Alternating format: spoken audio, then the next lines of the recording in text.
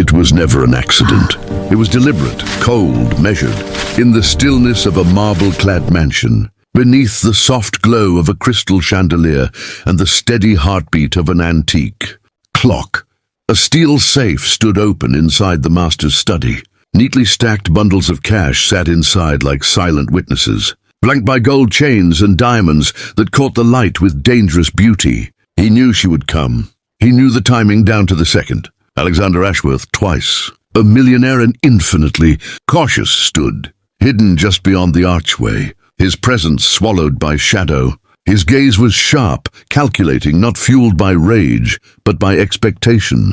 This was a test, one final proof, yet as he watched his housemaid step into the room and freeze before the open vault, he had no idea that the next few minutes would dismantle him entirely, cracking open a heart he had sealed away years ago. If you believe that character reveals itself in silence, if you believe kindness still survives when no one is watching, pause now, like this video, subscribe to Kindness Corner, share this story, because integrity deserves to be seen. Her name was Camila Reyes, 32 years old, quiet, graceful, with tired brown eyes that carried grief. She never spoke aloud. She had worked at the Ashworth estate for 7 months, a widow, 2 young daughters, a mother fighting cancer. Camila was the kind of woman who learned how to survive without asking for mercy.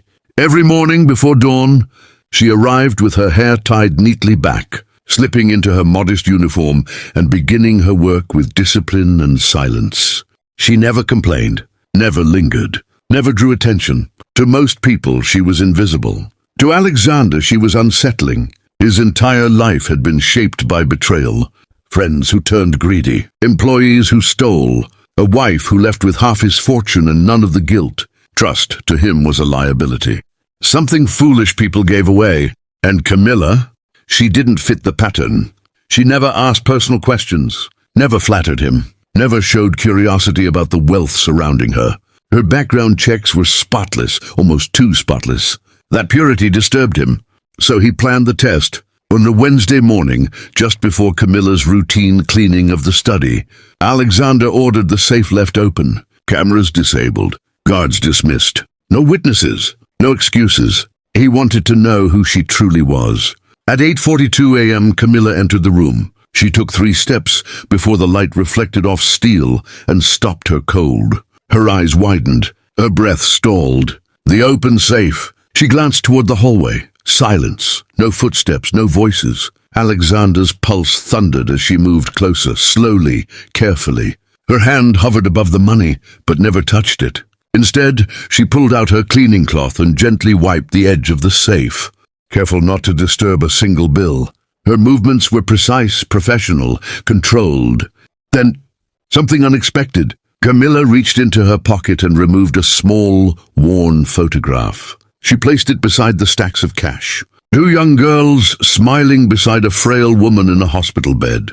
She whispered something, too soft to hear, then kissed the photo and returned it to her pocket. With steady hands, she closed the safe. Alexander turned away before she could see him break. That night, sleep never came. The image haunted him. Not the money untouched, but the photo, the choice, the restraint. For the first time in years, he questioned the walls he had built. The next morning, Camila found a letter waiting for her. Integrity is rare.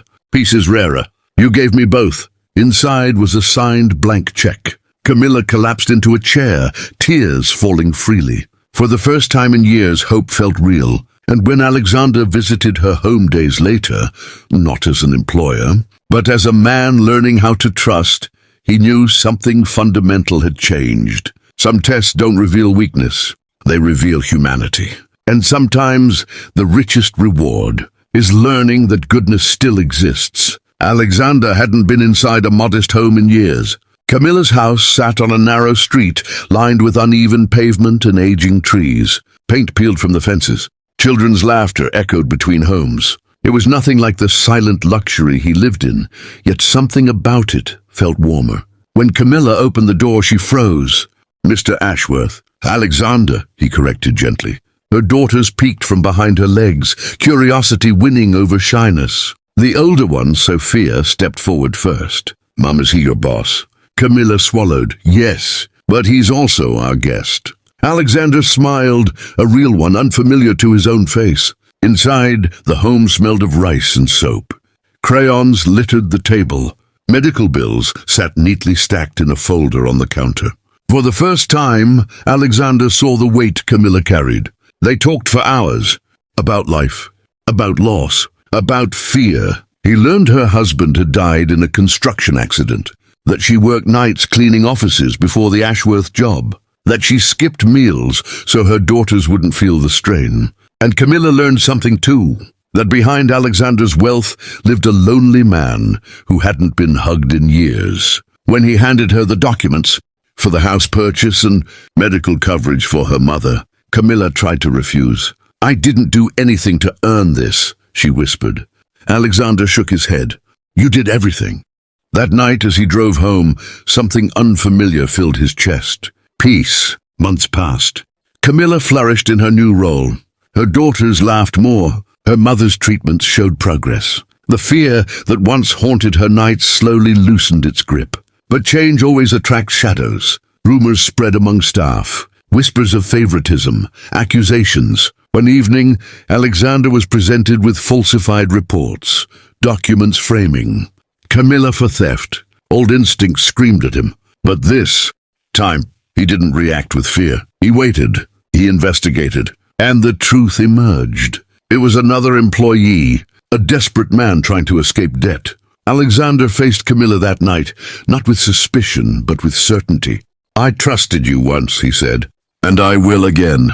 Camila cried, not from fear, but from relief. The man who once tested integrity now defended it. Alexander realized something profound. Trust isn't blindness, it's courage. And in choosing to believe again, he finally freed himself from the past. Sometimes the greatest tests are unseen, and the strongest choices are the quietest. The rain had been falling since dawn, steady and patient, washing the city in shades of grey. Alexander Ashworth stood by the tall windows of his study, hands clasped behind his back, watching the drops slide down the glass like slow-moving confessions. For the first time in his life, the silence of his mansion didn't feel protective. It felt empty. The events of the past months replayed in his mind, Camila's quiet strength, her unwavering honesty, the way she held her daughters like they were the center of the universe.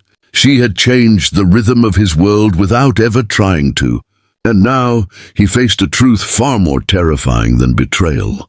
Connection. Alexander had spent decades mastering control over money, over people, over outcomes. But integrity, real, unshaken integrity, had undone him more completely than any loss ever had. A soft knock echoed through the hall. "Come in," he said.